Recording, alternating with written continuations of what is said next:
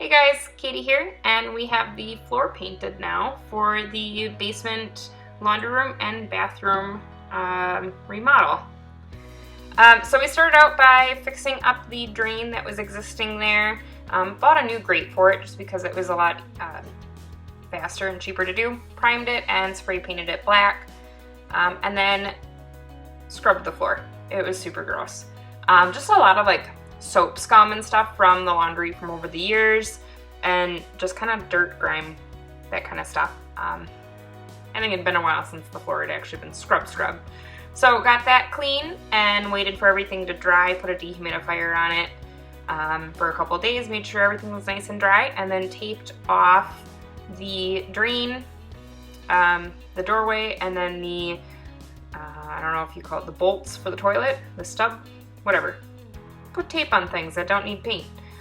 We chose a Rust-Oleum basement floor paint. It's a two-part epoxy paint that's not supposed to peel up. It's made for basement foundation floors.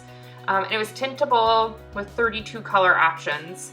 We chose mocha to help warm up the space, bring some browns into there so everything wasn't just gray and white and black. And especially since we're leaving the ceiling open to the floor joists, thought that this would be a really natural color for the floor. Easier for cleanup, and it's not really a finished floor, so if water does ever get down in the basement, this is a very dry basement to begin with, but we're not having to replace flooring, and it really was a very cheap option. It was less than $50 for the kit, and we only used one kit, so really cheap flooring option. It isn't gonna provide any insulation from the floor, but my grandpa used to make rag rugs, so I have a lot of different rag rug options. I could always get a carpet remnant as well to lay down in there, but for now we'll just use rugs. So cut around all of the walls and the drain and all those kinds of things to make sure that we got paint all the way up to the edges of everything so that I could come back through with the roller and finish up the paint that way. Really easy product to use. They do suggest using a mask or a very well ventilated area. It's winter, it's Wisconsin. I did leave the door open down to the basement to have a little bit of airflow, but I didn't have it wide open and didn't have like a fan blowing or anything. So I did wear an N95 construction mask. And I didn't think it smelled super bad. I have definitely used primers and stuff that are way more fume. It didn't smell as bad as the spray paint did. So definitely didn't take very long to air out the basement after this project was done.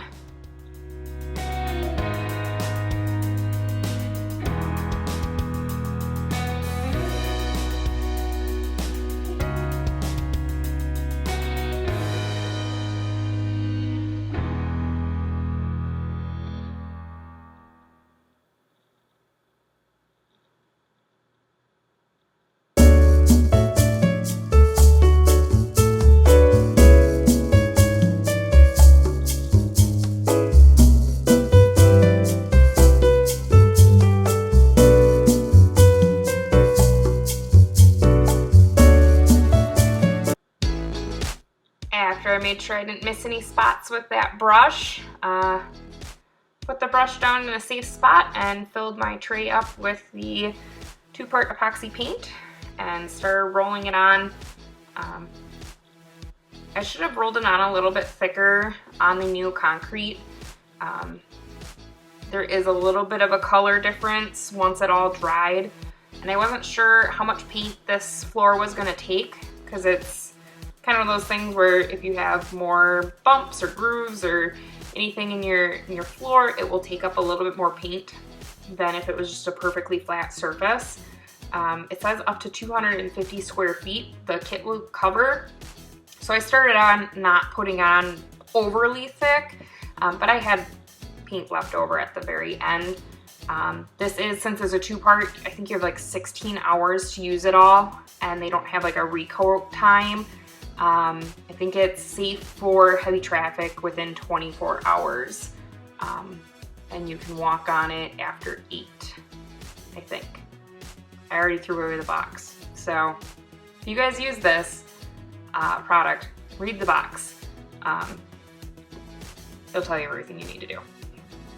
That's one thing that my dad taught me that I'm not always super good at. Always read the instructions all the way through before you start a project or you're using a new product. Almost all of your questions that you'll ever have are literally right there, and will tell you everything that you need to know for prep and cleanup and all of those kinds of things. So always read those instructions. They're there for a reason. This really did go on very easy. I'm hoping that it wears really well over time. We did notice we played fetch and like tug of war with the dogs down in the room, I don't know, probably about 48 hours after we painted, so everything was definitely dry and cured, and you can see claw marks. You know, just a faint, you can tell that they've scuffed the surface with their dog claws. So I do expect that this is going to scratch over the years, just from normal wear and tear. So far, nothing's peeling, chipping, or anything like that. It's just not a perfect surface anymore. But I don't know what the dogs wouldn't claw. So that's part of having dogs, is that they do have put wear and tear on your floors. So I'm not upset about it any. It's gonna happen eventually, and I'll just put a rub down. Now, if I'd put down like a $2,000 floor or something, I'd be pretty upset. But $50 worth of paint, I'm okay with it.